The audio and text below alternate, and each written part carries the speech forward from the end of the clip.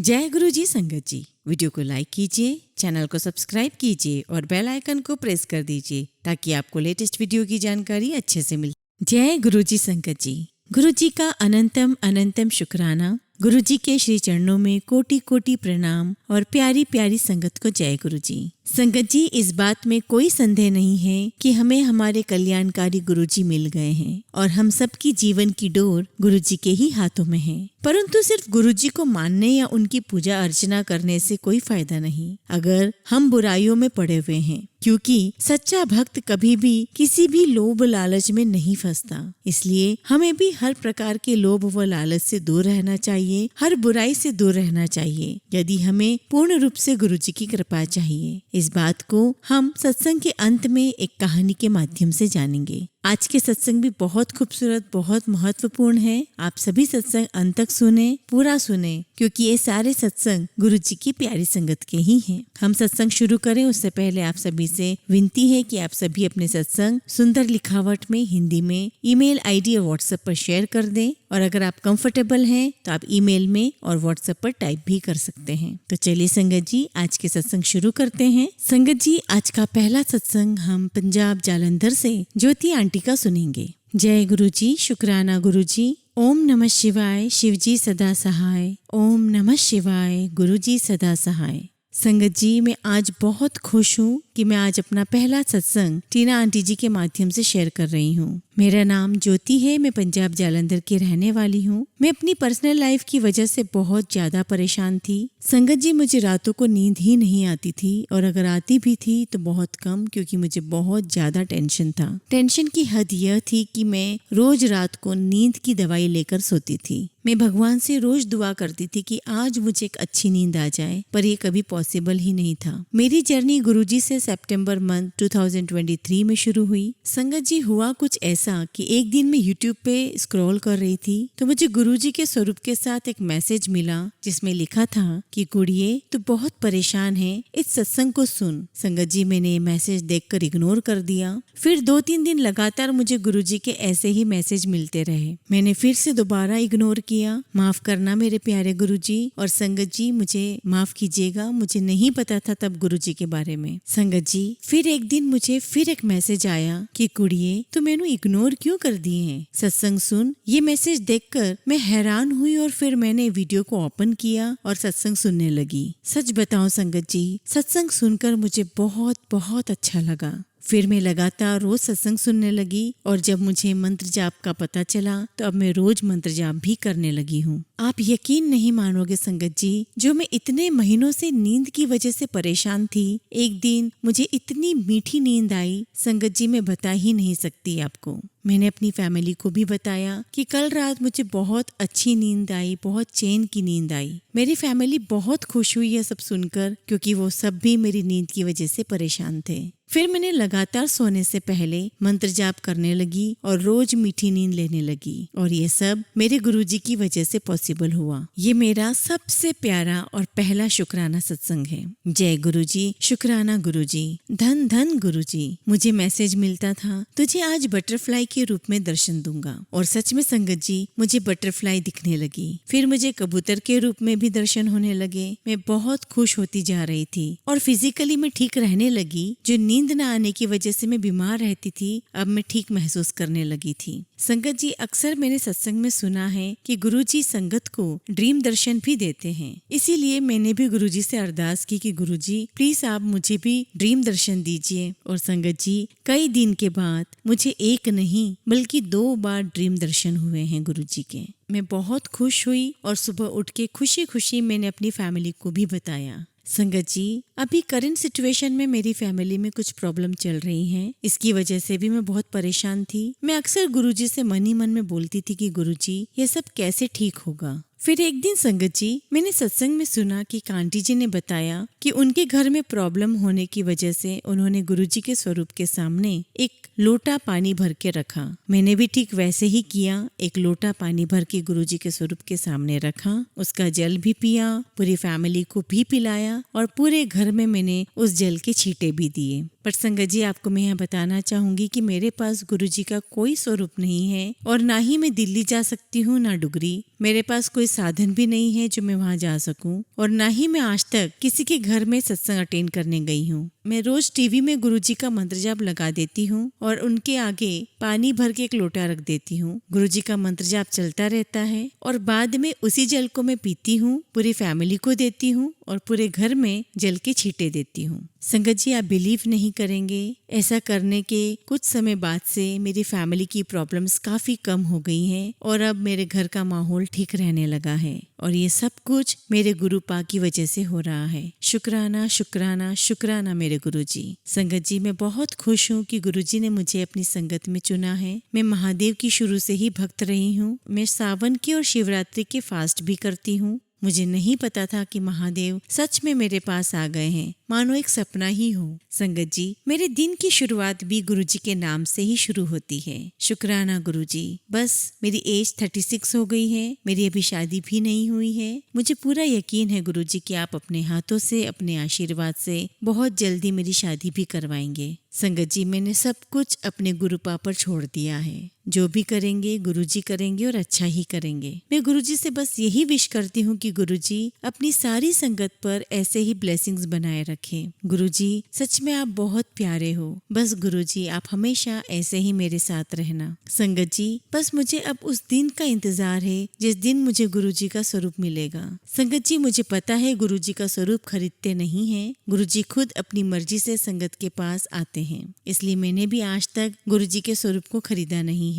मेरी अब बस यही विश है कि गुरुजी आप जल्दी ही मेरे घर पे स्वरूप के रूप में आए। संगत जी, गुरुजी के बारे में हम जितना भी बोले उतना कम है। गुरुजी हैं ही इतने प्यारे। गुरुजी, आपका जितना शुक्राना करूं उतना ही कम है। अब मैं यहाँ सत्संग को विराम देती हूँ। मैं बहुत जल्दी अपनी गुड न्यूज से भरा हुआ दूसरा सत्संग सुनाऊंगी। ओम नमः शिवाय, शिवजी सदा सहाय। ओम नमः शिवाय, गुरुजी सदा सहाय। जय गुरुजी, शुक्राना गुरुजी। संगत जी, अब हम अगला सत्संग गुरुजी की ही एक प्यारी संगत का सुनेंगे जो अपना नाम गुप्त रखना चाहती हैं। जय गुरुजी। संगत जी, ओम नमः शिवाय, शिवजी सदा सहाय। ओम नमः शिवाय, गुरुजी सदा सहाय। संगत जी, ये मेरा पहला सत्संग है। गुरुजी की आज्ञा से आज सत्संग सुना रही हूँ। कोई गलती हो तो प्लीज मुझे माफ कीजिएगा। संगत जी, सितंबर में मैं बहुत परेशान थी। मैं जॉब सर्च कर रही थी, लेकिन 1 महीना हो गया था, मुझे जॉब नहीं मिल रही थी। उस टाइम मैं बहुत डिप्रेशन में थी क्योंकि जॉब के अलावा और भी बहुत सारी प्रॉब्लम्स थी मेरी लाइफ में। संगत जी, 19 सितंबर 2023 में मुझे इंटरव्यू के लिए कॉल आया। मेरा एक फ्रेंड है जो गुरुजी को बहुत मानता है। जब मैंने उसे बताया कि मुझे इंटरव्यू के लिए कॉल आया है तो उसने मुझे कहा कि आप गुरुजी का नाम लेकर इंटरव्यू देने जाओ। उस दिन मैंने पहली बार गुरुजी का नाम सुना था और ऐसे ही बस इंटरव्यू में जाने से पहले गुरुजी से बस बोला था कि गुरुजी आज जॉब लग जाए। संगत जी, मैं इंटरव्यू देने गई और मेरी फाइनली जॉब लग गई है। जय गुरुजी, शुक्राना गुरुजी। मुझे विश्वास ही नहीं हुआ। फिर मैंने घर आकर मन ही मन मैंने गुरुजी को शुक्राना किया और अपने फ्रेंड को बताया। और संगत जी, जिनके थ्रू मेरी जॉब लगी है उनका नाम भी शिव है। ये जानकर मुझे बिल्कुल विश्वास ही नहीं हुआ। मैं बहुत शुक्रगुजार हूँ गुरुजी का कि वो मेरी लाइफ में आए, उन्होंने मुझे ब्लेस किया। जय गुरुजी, शुक्राना गुरुजी। संगत जी, अब हम अगला सत्संग एक आंटी का सुनेंगे जो कि गुरुजी की संगत है। वो अपना नाम गुप्त रखना चाहते हैं। जय गुरुजी, शुक्राना गुरुजी। संगत जी, मैं आपके साथ एक छोटा सा और प्यारा सा सत्संग शेयर करना चाहती हूँ। ओम नमः शिवाय, शिवजी सदा सहाय। ओम नमः शिवाय, गुरुजी सदा सहाय। संगत जी, ये बात 2 महीने पहले की है। मैं हॉस्पिटल में एडमिट थी। तब मेरी तबीयत बहुत ज्यादा बिगड़ चुकी थी क्योंकि मुझे टीबी हुआ था और उसकी वजह से मेरी हालत बहुत खराब हो गई थी। मेरे मम्मी पापा बहुत परेशान हो गए थे। हॉस्पिटल वालों ने मुझे दूसरे हॉस्पिटल रेफर किया। मेरी हालत इतनी खराब हो गई थी कि मुझे ऑक्सीजन सिलेंडर पे रखा गया। संगत जी, एम्बुलेंस में हॉस्पिटल वाले हमें एक हॉस्पिटल से दूसरे हॉस्पिटल रेफर करते जा रहे थे और मैं बहुत परेशान हो गई थी। एक हॉस्पिटल के बाहर एम्बुलेंस में मैं थी और एम्बुलेंस का गेट खुला हुआ था और मेरे पास में मेरी बड़ी मम्मी थी। मेरे मम्मी पापा हॉस्पिटल में मुझे एडमिट कराने के लिए सारी बातचीत करने करने गए हुए थे, तभी मैं देखती हूँ कि एक हस्बैंड वाइफ मेरे पास आए एम्बुलेंस में और मेरे सिर पर हाथ रखकर मुझे ब्लेस करके चले गए। वो कहाँ से आए थे, कौन थे, कुछ पता नहीं। आप बिलीव नहीं करेंगे संगत जी, वहाँ पर इतने सारे मरीज थे, फिर भी उन्होंने मुझे ही ब्लेस किया। संगत जी, मैं मन ही मन बहुत खुश हुई, मेरे आंखों से आंसू आ गए। मेरी बड़ी मम्मी ने मुझे बोला कि ये कौन थे और कहाँ से आए हैं ये तो कुछ पता नहीं, पर तुझे ब्लेस करके गए हैं। संगत जी, उन्होंने मेरे सर पे हाथ रखा और मन ही मन कुछ मंत्र बोला और फिर वो वहाँ से चले गए। उनके जाने के बाद ही मेरे मम्मी पापा आए और हम एम्बुलेंस में बैठकर हॉस्पिटल चले गए। संगत जी, एम्बुलेंस वाले ने मेरी फैमिली को बोला कि मेरी ऑक्सीजन सिलेंडर में पानी खत्म हो रहा है। हम लोग बहुत डर गए, मैं भी मन ही मन बहुत डर गई थी। मैंने पूरे रास्ते गुरुजी का नाम लिया, उनका नाम जपती रही। और संगत जी, इस इंसिडेंट के कुछ दिनों बाद ही मैं पूरी तरह ठीक हो गई हूँ। मेरा ऑक्सीजन भी निकाल दिया गया है, मैं खुद से सारे काम करती हूँ, पार्क जाती हूँ, अब मैं सब कुछ कर सकती हूँ। मैं गुरुजी को बहुत बहुत मानने लगी हूँ। संगत जी, जो हस्बैंड और वाइफ मुझे ब्लेस करके गए थे, हो सकता है शायद गुरुजी ने ही उन्हें मेरे लिए ब्लेस करने भेजा हो। वो दोनों किसी फरिश्ते से कम नहीं थे मेरे लिए, क्योंकि उस समय मेरी हालत बहुत ज्यादा क्रिटिकल थी। संगत जी, फिलहाल ये मेरा छोटा सा और प्यारा सा सत्संग है। सभी संगत को मेरी ओर से जय गुरुजी। संगत जी, आज का आखिरी सत्संग हम आराधना आंटी का सुनेंगे। जय गुरुजी, शुक्राना गुरुजी। संगत जी, गुरुजी की कृपा से मैं आपको अपना सत्संग सुनाने जा रही हूँ। ओम नमः शिवाय, शिव जी सदा सहाय। ओम नमः शिवाय, गुरुजी सदा सहाय। संगत जी, मैं आपको क्या बताऊं, मेरी जर्नी कब से स्टार्ट हुई है। जब मैं 10th क्लास में थी तब से मैं भोले भंडारी शिव भगवान की बहुत भक्त थी, उनकी आरती किया करती थी, उनका फास्ट रखती थी। लेकिन भोलेनाथ से पहले मैं माँ वैष्णो देवी की बहुत पूजा करती थी। माँ ने मेरा बहुत बहुत ध्यान रखा है संगत जी, आशीर्वाद भी दिया है। संतोषी माता का लगातार मैंने व्रत भी रखा है और माता रानी ने मुझे कई बार ड्रीम दर्शन भी दिए। और एक ड्रीम दर्शन में माँ ने मुझे बोला कि अपने परिवार को लेकर वैष्णो देवी आ जा, मुझसे मिलकर जा। मैंने सपने में ही माँ को बोला कि माँ मैं जरूर आऊंगी। और अगले दिन मैंने पापा को बताया, पापा ने मेरी बात मानी और पूरे परिवार को हमने साथ लिया और हम सब वैष्णो देवी दर्शन करने के लिए गए। वहाँ हमारे बहुत बहुत अच्छे दर्शन हुए और उसके बाद मैं दोबारा भोलेनाथ भोले भंडारी की पूजा करने लग गई। मेरा गुरुजी से लगाव तब हुआ जब मेरी फ्रेंड ने मुझे गुरुजी के बारे में बताया। उसके बाद मैंने गुरुजी के सत्संग अटेंड करना शुरू कर दिए। गुरुजी ने मुझे अपने आप कब कनेक्ट कर लिया मुझे पता ही नहीं चला। संगत जी, आप बिलीव नहीं करेंगी कि जब मैं सत्संग सुनकर जैसे ही अपने घर पर आई, मुझे फील हुआ कि शायद मेरे शरीर में कोई बुरी आत्मा थी जो गुरुजी महाराज ने निकाल दी। फिर भी मैं प्रॉपर तरीके से गुरुजी से कनेक्ट नहीं हुई थी, पर मुझे ऐसा अंदर ही अंदर फील हो रहा था कि गुरुजी मुझसे कनेक्टिविटी बना रहे हैं। संगत जी, मैंने यूट्यूब पर कई बार स्क्रॉल किया जहाँ पर मैंने गुरुजी के सत्संग देखे, सत्संग सुने और उन सत्संग से मुझे गुरुजी का एक मैसेज मिला कि तू भी अपना सत्संग सुना। और मैंने मन ही मन गुरुजी से पूछा कि गुरुजी कैसे सत्संग सुनाऊं। फिर गुरुजी ने मुझे एक थॉट दिया कि तू अपना सत्संग यूट्यूब पर सुना। तब मुझे समझ आया कि मैं गुरुजी से धीरे धीरे कनेक्ट होती जा रही थी।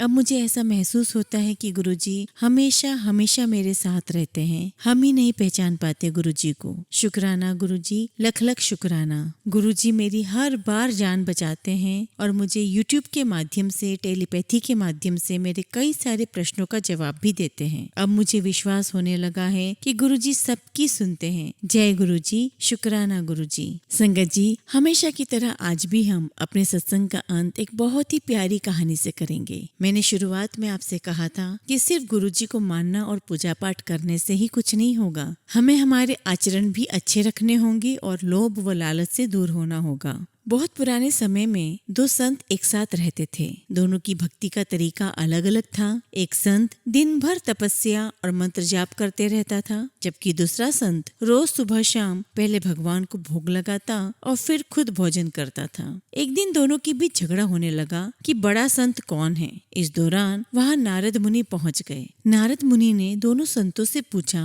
कि किस बात के लिए लड़ाई कर रहे हैं। संतों ने बताया कि हम ये तय नहीं कर पा रहे हैं कि दोनों में बड़ा संत कौन है? नारद ने कहा कि ये तो बहुत छोटी सी बात है, इसका फैसला मैं कल कर दूंगा। अगले दिन नारद मुनि ने मंदिर में दोनों संतों की जगह के पास हीरे की एक एक अंगूठी रख दी। अब सबसे पहले तप करने वाला संत वहां पहुंचा। उसने एक अंगूठी देखी और चुपचाप उसे अपने आसन के नीचे छिपाकर मंत्र जाप करने लगा। कुछ देर में दूसरा संत भगवान को भोग लगाने पहुंचा। उसने भी हीरे की अंगूठी देखी, लेकिन उसने अंगूठी की ओर ध्यान नहीं दिया। भगवान को भोग लगाया और खाना खाने लगा। उसने अंगूठी नहीं उठाई। उसके मन में लालच नहीं जागा, क्योंकि उसे भरोसा था कि भगवान रोज उसके लिए खाने की व्यवस्था जरूर करेंगे। कुछ देर बाद वहाँ नारद जी आ गए। दोनों संतों ने पूछा कि अब आप बताएं कि हम दोनों में बड़ा संत कौन है? नारद ने तपस्या करने वाले संत को खड़े होने के लिए कहा। जैसे ही वो संत खड़ा हुआ तो उसके आसन के नीचे छिपी हुई अंगूठी दिख गई। नारद मुनि ने उनसे कहा कि तुम दोनों में भोग लगाकर खाना खाने वाला संत ही बड़ा है। तपस्या करने वाले संत में चोरी करने की बुरी आदत है। उसने भक्ति के समय में भी चोरी करने से संकोच नहीं किया, जबकि भोग लगाने वाले संत ने अंगूठी की ओर ध्यान तक नहीं दिया। इसी कारण वही बड़ा संत है। संगत जी, इस कहानी से तो सीख यही मिलती है कि हमारी भक्ति तभी सफल होगी जब हमारे मन में कोई बुरे विचार न हो, हम कोई बुरे काम न करें, हमारे विचार पवित्र हों और हम सब बुरे कामों से कोसों दूर रहें। हमें तभी गुरु जी का सच्चा सानिध्य प्राप्त होगा। जय गुरु जी। शुक्राना गुरु जी।